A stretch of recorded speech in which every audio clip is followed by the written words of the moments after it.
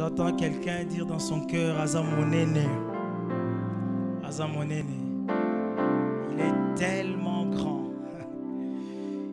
Il est si grand. C'est pas suffisant, on dit tellement grand. Peut-être le mot et les phrases les manqueraient en français. On rentre chez nous-mêmes à Lingala. Azamonene. Ça prouve combien quelqu'un comprend le Dieu qu'il loue. Quand il traverse des moments de louange et d'adoration, il comprend, il cherche à parler à un Dieu qui est réel. Je t'invite ce soir à écouter un Dieu réel. Je t'invite ce soir à sortir des fables et à écouter un Dieu vrai. Je t'invite à exercer ta foi afin de recevoir ce que le Seigneur a prévu pour toi ce soir. J'invite quelqu'un à marcher et à avancer. J'invite quelqu'un que le Saint-Esprit a prévu d'impacter ce soir, d'avancer avec lui. Que le Saint-Esprit puisse compter de 1000 coudées afin de monter l'eau sur ses chevilles.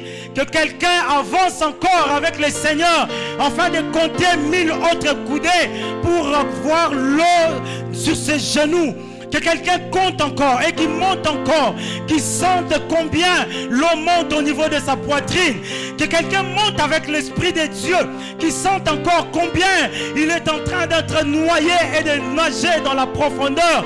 J'invite quelqu'un ensemble en tant que communauté de rentrer dans la profondeur. C'est là où quand on arrive dans la profondeur, on sait dire qu'Azamonene, il est tellement grand. Il est tellement grand, il est tellement puissant, il est tellement fort que j'aime l'appeler El Shaddai. El Shaddai, nous t'appartenons. Nous sommes ton peuple et le troupeau de ton pâturage. Un thème, un moment fort quand on reconnaît la puissance de Dieu, quand on reconnaît l'autorité de celui qui nous a créés, plus que ça, de celui qui a fait de nous ses enfants. On reste dans la joie, avec des perspectives éternelles qui ne dépendent pas de ce monde, qui ne dépendent pas de la chair, qui ne dépendent pas de la vue, mais de la foi de celui qui croit, de la foi de celui qui se saisit de ces bons moments. Bien-aimés dans le Seigneur, dans cette communauté, dans cette église, à un moment donné, nous avançons avec le Seigneur et nous avons partagé un thème assez fort. Malgré la tempête, nous traverserons. Il y a eu des moments agités, il y a eu des moments secoués, des secousses, mais le Seigneur nous a fait grâce. Nous avons, oh Seigneur, tangué, nagé, nous avons traversé dans la barque qui avait le Seigneur et nous sommes arrivés à l'autre bord. Nous ne nous sommes pas noyés, la tempête ne nous a pas menacés. La tempête, certes, ça nous a effrayés, mais ça ne nous a pas arrêtés. Ça n'a pas arrêté la course de mon frère dans la maturité. Ça t'a pas arrêté de faire du bien dans la communion fraternelle à un frère. Ça t'a pas arrêté à vivre le bonheur et la gloire de Dieu.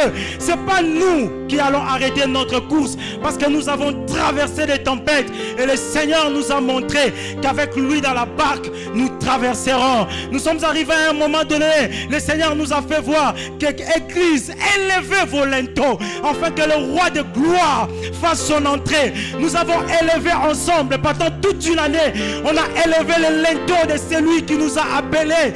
Nous avons vu sa gloire, il a fait son entrée dans nos vies. Et il nous a appelé l'année qui a suivi de s'asseoir à la table des grands. Et le Seigneur, par lui-même, il a commencé à piloter l'un après l'autre dans des postes de responsabilité. Il a commencé à faire du bien dans la vie de X ou de Y.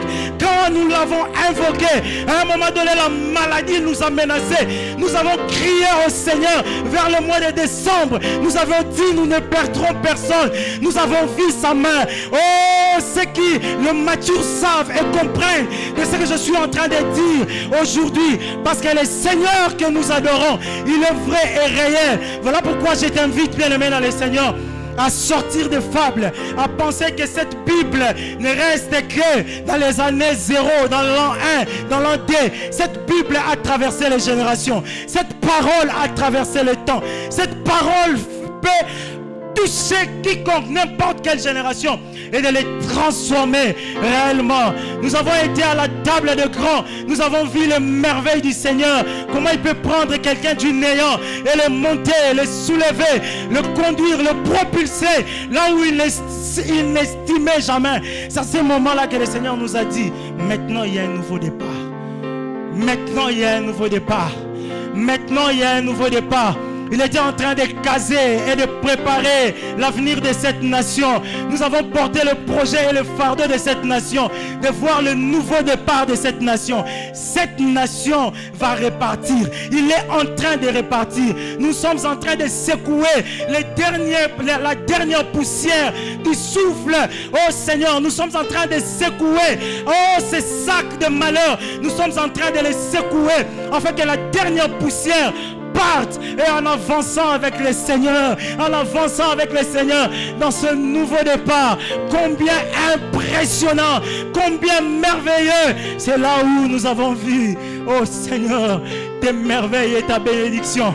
Tu nous as dit cette année ici, l'Éternel ajoutera encore, l'Éternel ajoutera encore. Est-ce que quelqu'un peut se joindre avec moi ce soir? Si nous pouvons nous lever et dire merci à ce Dieu qui ajoutera encore, ce Dieu qui ajoutera encore, il ajoutera dans ta vie. Tu as connu un nouveau départ, mais ce n'est pas là où il a demandé à ce que tu t'arrêtes. Tu as connu un moment merveilleux dans ta vie. Tu as rencontré, tu as vu que le Seigneur est bon. Tu as vu combien la bénédiction de l'Éternel enrichit et ne se fait suivre d'aucun chagrin. Tu l'as vu, tu as vu comment dans tes moments difficiles, il a arrêté le soleil à Gabaon.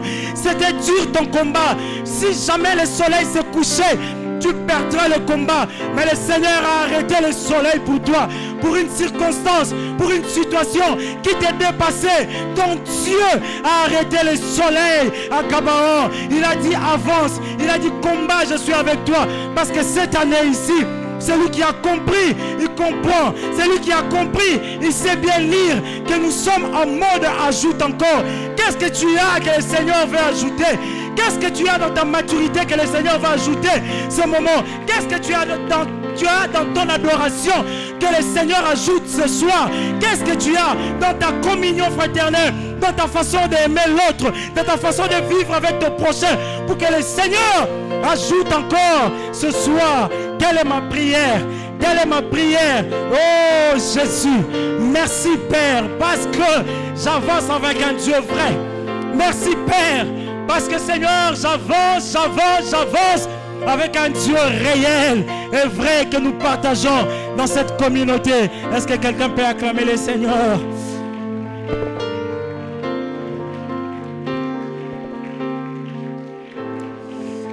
Alléluia. Merci Jésus, merci pour ton amour. Merci Seigneur. Je nous propose un texte ce soir. Nous l'avons lu les dimanches. Nous allons continuer avec Luc, chapitre 5.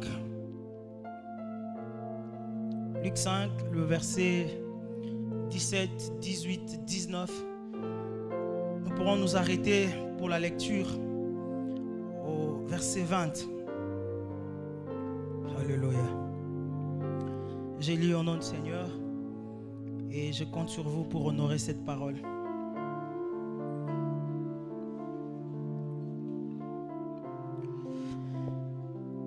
Un jour, Jésus enseignait des pharisiens. Il enseignait des pharisiens et des docteurs de la loi. Excusez-moi. Un jour, Jésus enseignait. Des pharisiens et des docteurs de la loi étaient là, assis et venus de tous les villages de la Galilée, de la Judée et de Jérusalem. La puissance du Seigneur s'est manifestée par des guérisons. Et voici des gens portant sur un lit un homme qui était paralytique. Cherchaient à le faire entrer et à le placer sous ses regards, les regards de Jésus. Comme ils ne pouvaient pas par où l'introduire à cause de la foule, Ils montèrent sur le toit et ils descendirent par une ouverture avec son lit au milieu de l'assemblée devant Jésus. Voyant leur foi, Jésus dit: Homme, tes péchés te sont pardonnés. Parole du Seigneur. Alléluia. Je voudrais dire merci à l'aumônier, le pasteur Eric Senga, pour cette opportunité qu'il nous donne encore dans la formation, dans l'encadrement, pour que nous puissions croître dans le Seigneur et être réellement des serviteurs pour son peuple et pour notre Dieu. Je dis merci au comité local, tous ces papas, ces mamans qui sont là à côté de l'aumônier pour l'accompagner, nous accompagner tous en tant qu'Église à grandir. À vous, serviteurs, vous qui donnez de votre temps, vous qui donnez de votre potentiel, vous qui donnez de votre sagesse, vous qui donnez vraiment du tout pour que l'Église existe et que nous puissions exister en tant qu'Église corps du Christ, mais aussi en tant qu'Église locale. Que le Seigneur vous bénisse énormément, puisque c'est lui qui rémunère, et je peux vous dire et vous rassurer qu'il rémunère bien. À nous, peuple de Dieu, nous vous disons merci pour votre présence. Mais ceux qui ne sont pas encore serviteurs, nous vous encourageons sincèrement à rejoindre le rang de serviteurs dans cette communauté. Car la moisson est grande, mais il y a peu d'ouvriers. La prière est que le Seigneur envoie les ouvriers pour que nous puissions aller dépeupler le monde des ténèbres. Nous puissions dépeupler là où les âmes sont perdues. Je vais parler peut-être pendant 20 minutes et nous allons encore revenir à la prière. Je n'aimerais pas vraiment être long ce soir. Que dit ce passage de Luc 5, 17 à 20? Nous voyons une histoire dans les jargons assez copains. On dirait, nous voyons des hommes fous. Des hommes, comme qui dirait, la foi et la folie. Et pour ceux qui ne croient pas en Dieu, est une folie. Et voilà une démonstration où nous voyons des gens. Je crois que Luc II n'a pas précisé quelle était la relation qu'ils avaient avec la personne qui était malade. Mais en tout cas, on sent et on sait voir que pour faire une telle chose, vous devez être proche de la personne, vous devez avoir la compassion. Vous devez, en tout cas, à la limite, moi, la quartier Nabino, on peut avancer, moi, la classe Nabino, on peut avancer un collègue, on peut avancer un membre de famille, on peut avancer un parent proche. On peut avancer pour dire vraiment c'est le sang qui motive et qui témoigne de cette attitude. Nous voyons cette histoire de foi que Hébreux 11 dit clairement, une démonstration des choses qu'on ne voit pas, des choses invisibles, mais que l'on rend visibles à l'œil nu, où on peut palper, où on peut toucher un miracle. Mais qui part d'un groupe de gens épris d'amour, de fraternité, de compassion, de communion fraternelle, qui les déclenche. C'est là où nous trouvons le sens de ce passage dans notre tome de ce soir, qui est en fait le thème du mois qui nous est consacré. La communion qui ajoute les miracles dans l'impossibilité de l'histoire. La communion qui ajoute les miracles dans l'impossibilité de l'histoire. Là où nous voyons des gens, à cause de l'amour, à cause de la compassion, à cause de l'intérêt porté envers leurs frères, leurs bien-aimés, ils ont bravé la foule. Ils ont exercé leur foi. Ils ont vu quelqu'un, comme pour la femme samaritaine. Il a rencontré Jésus. Mais il est allé aussi partager la nouvelle avec d'autres personnes. Venez voir, j'ai rencontré quelqu'un qui m'a tout dit. Il a raconté mon histoire. Il est réellement le Messie. Bien-aimé dans le Seigneur, c'est lui qui rencontre le Seigneur. Il a forcément le goût et l'amour de les raconter à d'autres personnes. Tu ne peux pas rencontrer les Seigneurs et les garder pour toi. Il est trop grand pour toi. Regardons toutes les personnes que Jésus lui-même avait interdit de dire qu'il avait fait un miracle, qui n'ont pas su se contenir. Tu es guéri, tu es sauvé, mais va ne dire à personne. Non, c'était tellement grand, tellement fort, paralytique. Je marche avec, je vois. Mais il faut dire qui a fait ça. Je répète à quelqu'un, tu ne peux pas rencontrer le Seigneur et le garder pour toi. C'est fort, c'est plus qu'égoïste. Tu ne peux pas rencontrer le Seigneur et le garder pour toi, bien-aimé dans le Seigneur. C'est là où nous prions que dans notre communauté, que nous ayons beaucoup plus de frères et de sœurs qui ont les ailes de l'évangélisation.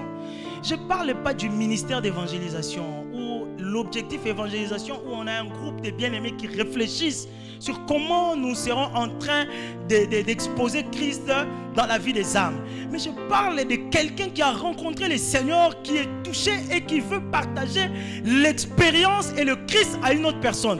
À un voisin qui traverse des moments difficiles, à un voisin qui vit dans une vie compliquée, à un voisin qui cherche le salut et qui ne l'obtient pas. À celui-là, je vois mal qu'un bien-aimé dans le Seigneur ne soit pas à mesure, sincèrement, de partager cette bonne nouvelle. Ce partage, signe de maturité, mais aussi signe de communion envers les autres. Mais c'est quoi la communion? J'aime bien les termes exploités, communion. C'est parfait accord d'idées, de pensées, de sentiments. Vraiment, l'union de ceux qui ont la même foi. La Rousse le prend comme l'union de ceux qui ont la même foi. Mais j'ai bien voulu associer les deux, partager les mêmes idées, la même pensée. Parce qu'on peut être ensemble physiquement, mais on ne partage pas la même idée. On peut peut-être avoir les mêmes objectifs, mais on ne partage pas les mêmes stratégies. Et c'est ce qui crée souvent des problèmes. Surtout en politique, quand vous entendez des gens dire « Nous aimons le Congo, nous voulons bien que le Congo aille de l'avant ». Mais chacun se cramponne sur sa stratégie de développer le pays. Et des fois même, il y a des jalousies qui se créent inutilement pour un seul objectif, c'est de développer la nation. Ce qui amène à avoir le pouvoir et l'opposition. Même de ceux qui étaient des amis, à cause de la course au pouvoir, ils deviennent pouvoir et opposition. C'est là où j'aimerais que nous puissions inscrire cette pensée de communion fraternelle qui n'est pas que rassemblement ou union des personnes physiques, mais de ces personnes qui partagent la même pensée, qui partagent les mêmes idées, les mêmes sentiments. Tu as mal, moi j'ai mal. Tu souffres, moi je souffre. Tu es dans la joie, moi aussi je suis dans la joie. Tu es bien chez toi. J'aimerais aussi que toi tu sois bien chez toi à la maison. Ces sentiments de compassion qui poussent au fait à l'autre de partager ce qu'on a reçu ici de meilleur. Je suis en train de dire à quelqu'un que aller vers l'autre pour l'évangéliser, aller vers l'autre pour le présenter Christ, serait aussi pour toi une marque de compassion et de communion envers la personne. Parce que tu as compris réellement que je ne peux pas vivre avec des voisins de la sorte. Quand nous étions à l'université, pendant qu'on était en train de partager les 4 lois spirituelles, il nous arrivait à un moment donné de dire à la personne, aidez-nous à vous donner des bons voisins.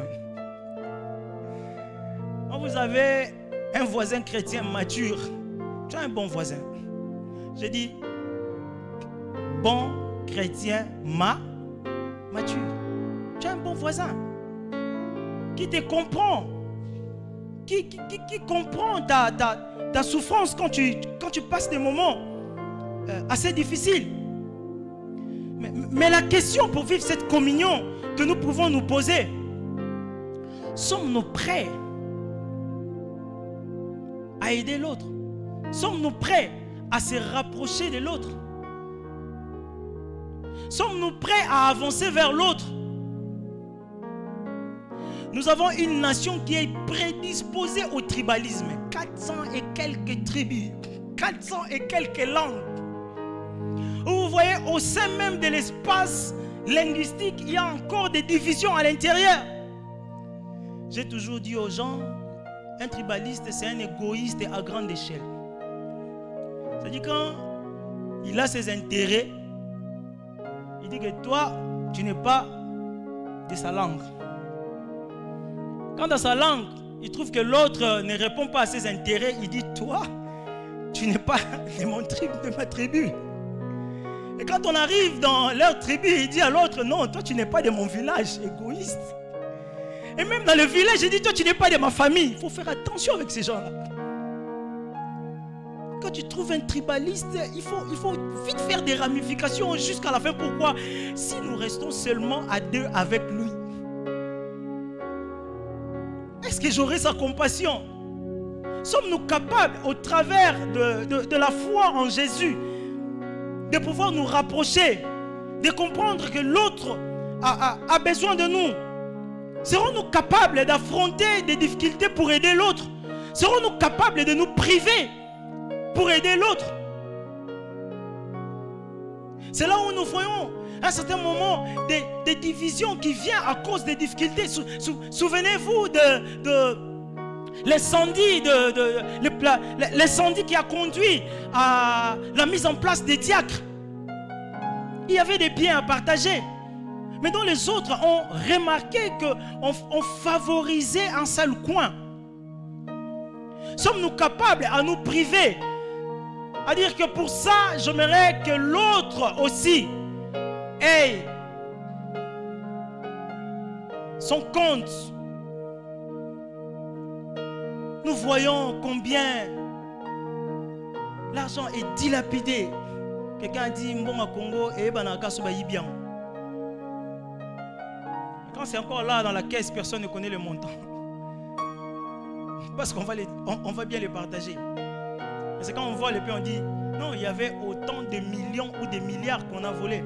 C'est bien beau, mais dites-nous aussi quand l'argent est en caisse, pour que nous puissions tous ensemble jouir de ce bonheur. La même pensée, un sentiment commun de voir l'autre jouir aussi. Il nous arrive de par moments, mais c'est dans des temps sporadiques, peut-être vers la fin de l'année où on veut se faire plaisir, on veut soulager sa conscience. On donne un peu du riz à 2 ou 3 personnes, on donne un peu de vêtements à 2 ou 3 personnes. Gloire à Dieu pour ceux qui le font. Que le Seigneur vous bénisse abondamment.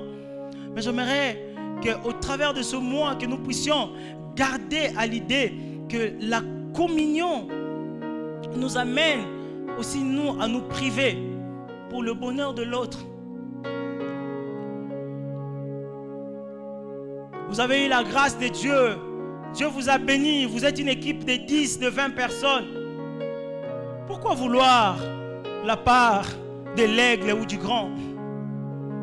Alors qu'on peut bien partager et que chacun d'entre nous peut aller, le Seigneur bénira. N'avez-vous pas vu que quelqu'un qui avait juste 2, il a été béni plus que celui qui a reçu 5?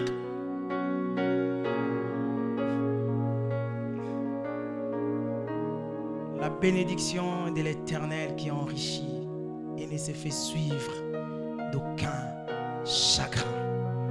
De plus en plus, le Seigneur me parle sur ce mot-là. La bénédiction, sur cette phrase-là. La bénédiction de l'Éternel, c'est ce qui enrichit et ne se suit d'aucun chagrin. Écoutez, vous pouvez avoir tout l'or du monde, mais ces passages-là, quand s'accomplit, quand vous l'avez bien mal acquis, ça retourne contre vous. Forcément, ça retourne contre vous. Bien-aimés dans le Seigneur, vous savez, il y a une vérité, c'est que la communion se vit par l'amour. Et l'amour est une loi. L'amour est une loi. J'ai compris une vérité sur la loi. Je ne sais pas l'expliquer de la manière des juristes, peut-être je le ferai dans la manière des cartésiens, pharmaciens, chimistes et le reste. Vous savez, il y a une très grande différence entre une théorie et une loi. Une théorie, c'est toutes les pensées qu'on n'a pas encore prouvées. Qu'on peut s'imaginer. Depuis que j'ai compris ça, je comprends les gens qui sont dans la théorie des générations spontanées. C'est une théorie. Et même ils disent que c'est une théorie. Ça dit qu'on n'a pas encore prouvé. Donc c'est une théorie. Mais la loi, comme le dit les juristes, il dit ça, cette parole à force de loi. Quand le Seigneur a donné à Moïse les tablettes, il a dit c'est la loi.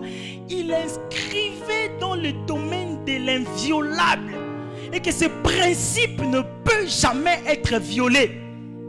La force de la loi est que si toi tu violes la loi, tu es soumis à ces principes. C'est pourquoi Dieu a mis l'amour comme loi. Premier commandement, il a tourné vers lui. Deuxième commandement, il a tourné vers les hommes. Bien aimé, une loi reste une loi. Nous pouvons être gentils envers toi. Nous pouvons être sages, intelligents, médecins, chirurgiens avec précision pour te sauver. Mais la loi qui dit que tu retourneras, tu es poussière, tu retourneras poussière, c'est une loi. Ça va se vérifier sur tout un chacun d'entre nous. C'est ça la force d'une loi. Si la loi sur la mort se vérifie, sachez-le que la loi sur l'amour se vérifie. L'amour est une loi. On ne peut pas le violer. Là où on le viole, là où on viole l'amour, il y a la guerre. Là où on viole l'amour, il y a l'insécurité. Là où on viole l'amour, il n'y a pas de paix. Là où on viole l'amour, on voit des gens qui ont de l'argent. Il y a des nations qui viennent vers nous. Ce n'est pas parce qu'ils veulent bien venir vers nous. Ils viennent vers nous parce que là-bas, ils ont l'argent, mais ils sont dans l'instabilité. À tout moment, il y a des crépitements de balles dans leur pays. C'est pourquoi ils viennent vers nous. Mais à nous, qui les recevons, au lieu de comprendre qu'ils sont en train de chercher la paix, le peu de paix que nous avons, nous-mêmes, nous rentrons aussi dans des guerres inutiles, interminables, à l'est du pays et un peu plus partout. J'ai ouvert cette parenthèse pour vous dire que si la communion est attachée à l'amour et que l'amour est une loi, donc vivre la communion fraternelle est une loi qui absolument se vérifie dans son bonheur. Et que chacun d'entre nous doit faire en sorte que dans la communauté, que nous puissions partager cet élan d'amour. Je vais citer avec 3 préalables. Bien aimés dans le Seigneur, j'aimerais vous dire que si la communion est cette union des personnes, c'est ce groupe de personnes qui se mettent ensemble pour agir avec les mêmes principes. J'aimerais vous dire que le préalable est que vous ayez un point commun. Et que pour nous, le point commun, c'est la nouvelle naissance. Bien-aimé dans le Seigneur, dans ta marche avec le Seigneur, vérifie si tu es né de nouveau. Il faut toujours vérifier si tu es né de nouveau. On est de nouveau une seule fois. Quand tu rencontres le Seigneur, tu fais la prière, tu es né de nouveau une seule fois. Mais quand tu marches avec le Seigneur, dans tes attitudes, dans tes parler, dans ta façon de faire, dans ta façon d'agir, vérifie des fois si réellement tu es né de nouveau. Parce que c'est notre point commun. Nous ne pouvons pas être église avec des païens, une association des païens. Nous sommes église parce que nous sommes une association des enfants de Dieu qui sont nés de nouveau. Et que ce principe ne peut être appliqué et accompli dans notre communauté si nous sommes tous nés de nouveau. Ma prière, Seigneur, que quelqu'un qui vient, peu importe les années qui fréquente cette église et qui ne t'a pas encore rencontré et qui n'est pas encore né de nouveau, Seigneur, fais en sorte qu'il soit né de nouveau. Rencontre-lui de manière exceptionnelle, même dans son intimité le plus profond. Rencontre-le afin qu'il rejoigne ce groupe des enfants de Dieu qui prient dans cette église locale, mais qui sont aussi en communion avec l'église corps du Christ, qui attendent la trompette de Dieu qui va souffler. Alléluia. Deuxième préalable, bien aimé dans le Seigneur, c'est marcher avec l'esprit. Papa, l'amour, c'est le fruit de l'esprit. La Bible fait exprès de décrire les fruits de la chair et le fruit de l'esprit, dans laquelle nous trouvons l'amour. Tu ne peux pas véritablement aimer quelqu'un sans le Saint-Esprit. Sans le Saint-Esprit. Le Saint-Esprit est le tampon qui te relève quand tu te fatigues de l'amour de l'autre. Le Saint-Esprit, c'est celui qui te donne la force de pardonner à quelqu'un même quand il t'a fait du mal. Le Saint-Esprit est celui qui t'aide à avoir un comportement qui étonne l'autre par rapport au mal subi par ton frère. Le Saint-Esprit est cet acteur qui te conduit à la perfection de vivre la communion dans le Seigneur. Je prie que nous puissions marcher selon l'Esprit. Quand tu invoques le Saint-Esprit de Dieu, il n'y a pas que des dons, il y a des fruits. C'est la loi de la génétique. C'est une loi qui est inviolable. En aucun cas, en aucun jour, nous trouverons la sémence de la nana produire l'avocat. En aucun jour. Voilà pourquoi nous avons parlé de la nouvelle naissance. Parce que celui qui est né de nouveau, il est né en Christ. Il est enfant de Dieu. Il a les yeux, il a les oreilles, il a le nez, il a la bouche. Il réfléchit en pensée, en sentiment, comme son Père qui est Dieu. Il ne réfléchit pas dans la chair et il marche selon le Saint-Esprit de Dieu. Il a le caractère du ciel. Il n'a pas le caractère des hommes. Mais lorsque dans sa chair, ça lui tire vers le bas, humainement parlant, parce qu'il a eu mal, parce qu'il souffre, parce qu'il est dans des difficultés, parce qu'il est dans une situation qu'il n'arrive pas à expliquer, le Saint-Esprit est son tampon, qui l'élève, qui le relève, qui le révèle, qui le relève à un niveau où il peut affronter cette réalité afin de sortir victorieux en amour et de maintenir cette assemblée comme l'assemblée de Dieu, de maintenir cette assemblée dans l'atmosphère où le Saint-Esprit peut facilement opérer, dans la communion de l'Esprit. C'est là où nous disons que dans la communion que le Seigneur ajoutera quelque chose. Nous voulons inviter le miracle dans notre communauté. Nous voulons inviter l'impossible à se réaliser. Bien-aimés dans le Seigneur, il y a le fruit de l'Esprit. Le Saint-Esprit a des signes qu'on remarque. Le Saint-Esprit n'a pas de signes que des dons. Le Saint-Esprit n'a pas de signes que le parler en langue. Le Saint-Esprit n'a pas de signes que la résurrection des morts. Le Saint-Esprit a aussi signe l'amour, la communion.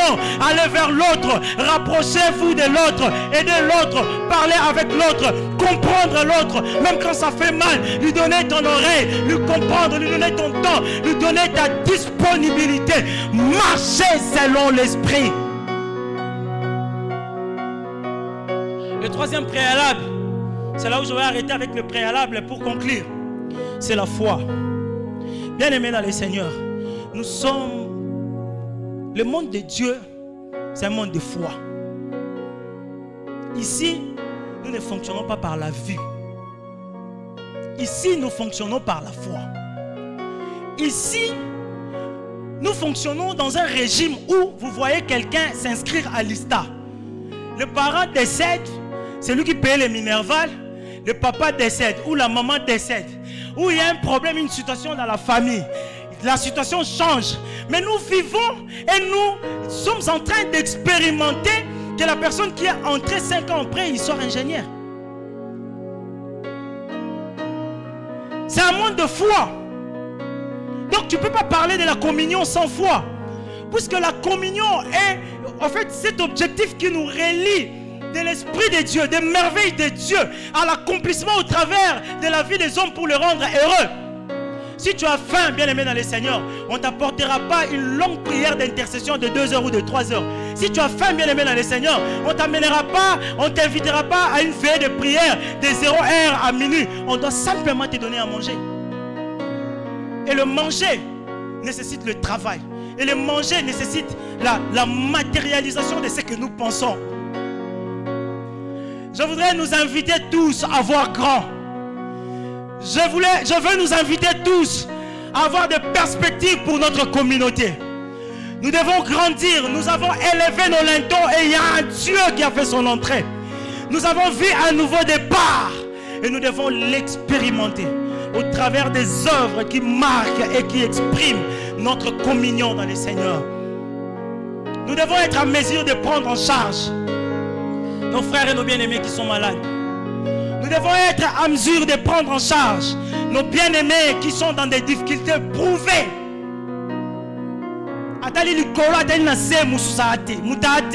Il n'a que moi, il n'a que toi comme frère, il n'a que toi comme sœur. C'est là où nous devons aller. Et c'est là où l'Église porte réellement la solution au problème de l'homme sur la terre. Ce que Dieu donne, ça ne se suit d'aucun chagrin. Et nous croyons fermement que si les solutions de la douleur, de la souffrance des hommes dans ces pays proviennent du Seigneur, je suis fermement convaincu que cela ne se souvera d'aucun chagrin. Laissez-moi conclure en disant que la communion fraternelle ajoute les miracles dans l'impossibilité de l'histoire. L'impossible n'est pas Dieu. L'impossible est humain. L'impossible est charnel. Mais l'impossible n'est pas Dieu. Et donc ceux qui sont nés de nouveau, qui sont fils de Dieu, ceux qui montent à la hauteur de l'aigle, ceux qui avancent avec la force du buffle, ceux qui avancent avec la force du lion, ceux qui avancent avec cette violence, cette férocité du lion, qui dévore tout à son passage, qui comprennent que dans le monde de Dieu, l'impossibilité n'existe pas. Voilà pourquoi, bien-aimés dans le Seigneur, nous avons partagé ce passage de Luc 5, ce passage qui a bien voulu nous montrer qu'il y a eu des gens à un moment donné à Galilée, pendant que Jésus était en train de parler, ils ont eu compassion d'un bien-aimé. Ils ont eu d'abord la foi de croire que cet homme a apporté le salut, a amené de bonnes choses dans la ville, dans cette nation. Ils sont allés par compassion chercher leurs frères. Oh, ils ne pouvaient pas marcher. Ils sont arrivés dans cette maison, au temple. Il n'y avait pas de place parce qu'il y avait la foule qui les empêchait d'entrer, afin d'attirer les regards du maître. Bien-aimés dans le Seigneur, je ne sais pas ce qu'ils ont utilisé, mais la Bible nous dit ils sont montés sur le toit, c'est-à-dire qu'ils ont enlevé les tôles. Je ne sais pas à cette époque s'ils utilisaient les tôles métalliques, mais la Bible dit ils ont enlevé le toit et ils ont fait descendre, je ne sais par quelle manivelle, qu'ils ont fait descendre leurs frères, afin qu'ils soient sous le regard de Jésus, afin que Jésus le voie. Je prie, bien-aimé dans le Seigneur, que tu sois celui qui amène ton frère devant la face de Dieu. Je prie que chacun d'entre nous soit intercesseur d'une famille qui traverse des moments difficiles. Je prie que chacun d'entre nous soit intercesseur d'un frère, d'une soeur, de quelqu'un qui vit dans des moments difficiles. Nous avons des gens qui sont malades. Je prie qu'en tant que corps du Christ, que nous puissions nous lever et d'apporter la personne, peu importe sa difficulté, peu importe son incapacité, peu importe son handicap, à atteindre la face du maître, mais de le déposer à la face du maître. Voilà le miracle qui arrive, un miracle qui va au-delà de la guérison, un miracle qui crée polémique, un miracle qui va au-delà de ce qu'on attendait. Pendant que tout le monde attendait que simplement le paralytique marche, Jésus accorde ce qu'il avait de plus précieux. Jésus dévoile sa mission, Jésus dévoile le potentiel qu'il avait. Il a dit: homme, tes péchés sont pardonnés. Puisqu'il y a eu la communion, puisqu'il y a eu l'unité de l'Église, lèvons-nous pour que le Seigneur réellement pardonne nos frères qui sont dans des bars, pour que le Seigneur réellement pardonne nos frères qui sont dans des boîtes de nuit, pardonne nos soeurs qui sont dans les rues de boulevard et par-ci par-là, pardonne des gens qui volent l'argent du gouvernement, pardonne tout celui qui embête ce pays afin que nous tombons vers le bas. Que le Seigneur réellement multiplie le nombre de justes. C'est dans la communion, dans la prière unie, dans la prière de la foi, que tout un chacun d'entre nous, nous porterons cette communauté. Cette communauté deviendra grand grâce à toi. Cette communauté deviendra grand grâce à moi, grâce à toi mon frère. Si toi tu ne t'impliques pas, si toi tu ne deviens pas serviteur, qui deviendra serviteur? L'église de Dieu subsiste entre les mains de ses serviteurs. Il faut qu'il y ait des serviteurs de Dieu. Il faut qu'il y ait des gens ici pour la chorale, pour l'intercession, pour le groupe d'adoration. Partout nous avons besoin des hommes et des femmes qui ont compris et qui portent l'intérêt de cette nation. Je vais vous inviter tous à nous lever afin de prier pour que la communion fraternelle, bien-aimés dans le Seigneur, je ne sais pas comment tu as écouté cette parole. Je ne sais pas sous quelle langue le Seigneur et le Saint-Esprit t'a permis d'aborder cette question. Mais je sais une chose. Le Seigneur qui t'a invité ce soir, il a quelque chose à te dire. Le Seigneur qui t'a invité ce soir, il a une idée précise. Il a une mission précise à te donner ce soir. Je me l'ai premièrement compris. Pour que le Seigneur nous dispose dans la communion. Le problème c'est toi. La communion c'est une union de frères et de bien-aimés. Mais quand toi tu viens dans cette union, qu'est-ce que tu apportes? Prie le Seigneur, dis: Seigneur, je ne veux pas être un sujet de scandale. Je ne veux pas être celui qui gâte la communion. Ça ne doit pas être moi le problème. Il y a des gens, quand on lui place quelque part, c'est toujours des problèmes. Prie le Seigneur, dis: Seigneur, pas moi. Le malheur arrivera, oui, mais malheur à la personne par qui le malheur passera. Prie Dieu, dis-lui: Seigneur, c'est pas moi. La communion de cette église doit se renforcer. Nous devons nous souder davantage. Nous devons aller dans les perspectives éternelles. Nous devons être unis comme un seul homme. Mais dis: Seigneur, pas moi. Je veux entendre ta prière ce soir. Seigneur, je te prie, pas moi.